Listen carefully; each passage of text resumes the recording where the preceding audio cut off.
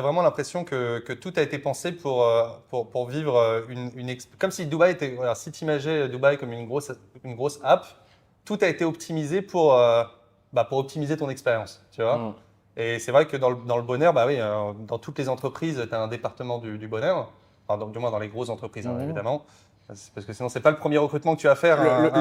Le truc, c'est que en France, tu vois, si tu dis il y a un ministre du Bonheur, on pense à 1984, où il y a un ministère du Bonheur.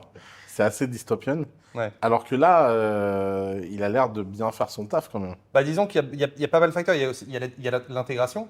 Tu vois, quand on parle de bonheur, il y a un énorme aspect d'intégration, que les gens soient connectés entre eux.